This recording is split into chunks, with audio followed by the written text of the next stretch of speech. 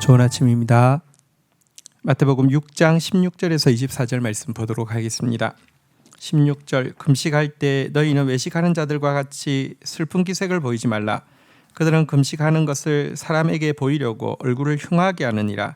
내가 진실로 너희에게 이르노니 그들은 자기 상을 이미 받았느니라. 17절 너는 금식할 때 머리에 기름을 바르고 얼굴을 씻으라. 18절 이는 금식하는 자로 사람에게 보이지 않고 오직 은밀한 중에 계신 내 아버지께 보이게 하려 함이라. 은밀한 중에 보시는 내 아버지께서 갚으시리라. 자, 이제 앞에서 이제 경건 생활에 대해서 여러 가지 이야기를 바른 경건 생활에 대해서 이야기하셨습니다. 구제와 기도에 대해서 이야기하셨는데요. 이제 마지막으로 다루고 있는 경건 생활의 한 영역은 금식의 영역입니다. 금식은 유대인들에게 중요한 경건 행위였죠. 대속죄일에는 모두 금식했습니다. 또 몇 차례의 금식 행사가 종교적으로 있습니다. 특별히 경건한 유대인들은 매주 월요일과 목요일에 금식하는 습관을 가지고 있었습니다. 그런데 이 금식이라는 것은 왜 하는 것입니까?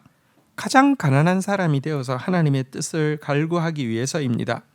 또한 가난한 이웃을 돌아보고 구제하기 위함이기도 합니다. 또 하나님 앞에서 내 삶을 재정립하기 위해서 내 힘이 빠져야지 내가 막 애써서 쌓고 있던 일에 대해서 허망함을 알고 정말 주님이 원하는 삶을 다시 쌓을 수 있는 이런 재출발을 할 수 있기 때문에 금식하는 것입니다. 하지만 당시 유대인들은요, 또 특별히 바리새인들은요, 금식할 때마다 사람들에게 자기가 금식한다는 것을 과시하기 위해서 얼굴도 씻지 않고요, 빗질도 하지 않고요, 심지어 더 창백하게 보이려고 얼굴에 횟가루까지 바르기까지 했습니다. 이러면은 여러분 금식이 자기를 비우고 낮추기 위함인데 자기를 채우고 자기 명예를 채우고 자기 어떤 뭐랄까 종교적인 어떤 그 평판을 높이기 위해서 하는 것이니 이것은 금식을 아니하는 것보다 2배나 더 하나님 앞에서 악한 모습 아니겠습니까? 그리고 하나님을 모독하는 행위 아닙니까? 이 하나님 앞에 금식한다고 하면서 실은 사람 앞에 보이려고 하니 하나님이 눈먼 하나님, 바보 하나님으로 만드는 격이란 말입니다. 그래서 예수님께서는 이렇게 사람에게 보이려고 금식하지 말라고 이야기했습니다. 도리어 겉모습만 봐서는 금식한다는 사실을 아무도 알아차릴 수 없도록 머리에 기름을 바르고 얼굴을 씻으라고 이야기를 하고 있습니다. 그러면서 이렇게 금식해야지 은밀한 중에서 보시는 하나님께서 갚으시려고 약속하셨습니다. 어쨌든 우리의 종교 행위가 사람에게 보이려고 하는 행위가 되지 않도록 정말 주의해야 할 것입니다. 이어서 19절에 보니까 올바른 재물 사용에 대해서 이야기를 하고 있습니다. 사실 경건 생활을 위해서 정말 다스려야 될 것이 재물의 문제입니다. 재물을 다스리지 못한다고 하면 거기에다가 경건 생활을 덧붙여도 결국은 위선받게 되지 않을 것입니다. 외식받게 되지 않을 것입니다. 이 재물의 문제를 다룰 수 있어야지만 진정한 경건이 시작되어지죠.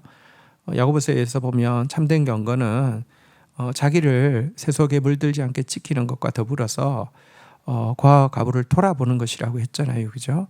모든 사람이 물질하고 물질을 우상 삼는 시대가 이 세속의 시대입니다. 여기에 휩쓸리지 않고 돌아보려고 하면 재물 문제를 정확히 다룰 수 있어야 되겠죠. 우리 19절부터 보겠습니다. 너희를 위하여 보물을 땅에 쌓아두지 말라. 거기는 좀과 동록이 해하며 도둑이 구문을 뚫고 도둑질하느니라. 20절 오직 너희를 위하여 보물을 하늘에 쌓아두라. 거기는 좀이나 동록이 해하지 못하며 도둑이 구멍을 뚫지도 못하고 도둑질도 못하느니라. 21절 내 보물이 있는 그곳에 내 마음도 있느니라. 자, 예수님은 자기를 위해서 보물을 땅에 쌓아두지 말라고 교훈을 하고 있습니다. 왜 그런데 사람들은 보물을 땅에 쌓을까요? 자기를 위하여? 여러분, 이 생각 속에는 한 가지 굉장히 어리석은 환상이 들어 있습니다. 자기 생명이 소유의 풍성한 때 있다는 그 환상 때문에 자기를 위한답시고 보물을 쌓는 것이죠. 자기를 위해서 보물을 쌓다 보면 궁핍한 이웃에 대해서 무관심하게 되고요. 그런데 그것이 자기 생명을 조금 더 가치 있게 만들지 못하고 풍요롭게 만들지 못한다는 것입니다. 도리어 이렇게 재물을 축적한 사람은 불행해집니다. 자기 소유를 지키기 위해서 계속 근심 가운데 지내야 하고요. 그렇게 근심한다고 지킬 수 있으면 또 억울하지는 않겠습니다. 지킬 수도 없습니다. 좀과 동록과 도둑이 있는 곳입니다. 이거는 지킬 수 없습니다. 대신에 예수님은 보물을 하늘에 쌓아두라고 이야기합니다. 이것은 가장 안전할 뿐만 아니라 또 우리로 하여금 보물보다 더 귀중한 우리의 마음이 세상에 매이지 않고 하나님께 가 있을 수 있게 하기 때문입니다. 그리고 하늘에 쌓아두는 가장 좋은 방법은 하나님의 말씀대로 보물을, 물질을 흘려보내는 것이죠. 사용하는 것이죠. 흩어 구제하는 것이고요. 주의 일에 너그럽고 풍성한 것이죠. 이 사실을 여러분들 분명히 삶 가운데 교훈 받아야 합니다. 굉장히 중요한 교훈입니다.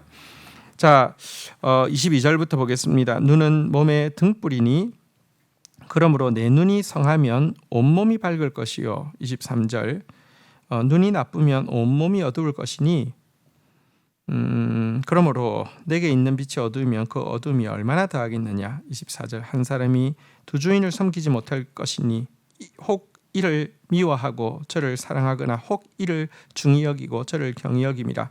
너희가 하나님과 재물을 겸하여 섬기지 못하느니라. 자, 그러면서 예수님께서 눈 이야기를 하고 있습니다.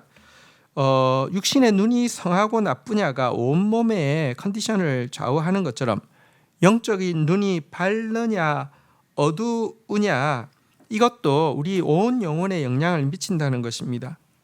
영의 눈이 밝아져서요 관대하고 긍휼에 차 있게 된다고 하면 그 사람의 삶이 빛날 것입니다. 하지만 영의 눈이 욕심으로 인하여서 이렇게 닫혀지게 되면 자신의 삶이 어디로 가는지도 모르는 가운데 이렇게 멸망을 향해서 가게 될 것입니다. 자, 그런데 어떻게 하면 이 영의 눈이 밝아질까요? 굉장히 중요한 교훈은 노예가 두 주인을 섬길 수 없듯이 신자가 하나님과 재물을 겸하여 섬길 수 없다는 사실을 분명히 아는 것에 있습니다.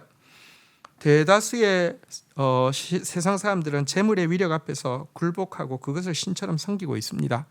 하지만 신자는 그래서는 안 됩니다. 우리는 재물보다 훨씬 크신 하나님을 섬기는 사람입니다. 우리에게 돈은 풀임의 대상이지 결코 섬김의 대상이 아닙니다. 이런 사람만이 눈이 밝고요. 이런 사람만이 영혼이 건강하고요. 이런 사람을 통해서만 세상은 축복이 흘러가게 되어 있고 이런 사람이 영혼을 섬길 수 있는 자격을 얻게 됩니다. 그런 사람 되기를 주의 이름으로 축원드립니다. 주신 말씀 붙잡고 기도하며 나가도록 하겠습니다. 하나님 아버지 감사합니다. 저희들에게 금식이 회복되어지게 하여 주옵소서. 하나님 앞에 더 가난해지게 하여 주옵소서. 하나님의 뜻을 더 간절히 구하게 하여 주시옵소서. 내 삶에 애써 세우고 있는 것들 중에 하나님의 다림줄에 달압을 재어볼 때 무너질 것들 더 빨리 무너뜨리게 하여 주시고 하나님의 뜻대로 다시 쌓는 삶이 되어질 수 있도록 금식의 은혜를 허락하여 주시기를 간절히 간구하고 소원합니다. 그러나 어떤 종교 행위를 한다 할지라도 그것이 사람 눈에 보이게 하는 것이 되어지면 두 배나 하나님을 모욕하는 일에 지나지 않을 것이오니 은밀한 중에 하나님 앞에 사는 자 되어지게 하여 주시고 은밀한 중에 보시는 하나님께 갚음받는 그런 기도와 금식이 되도록 인도하여 주옵소서. 하나님 아버지, 재물을 쌓는 것이 우리 영혼을 축복하는 길이 아님을 분명히 배웠습니다. 하나님 아버지, 재물을 하늘에 쌓는 자 되어지게 하여 주옵소서.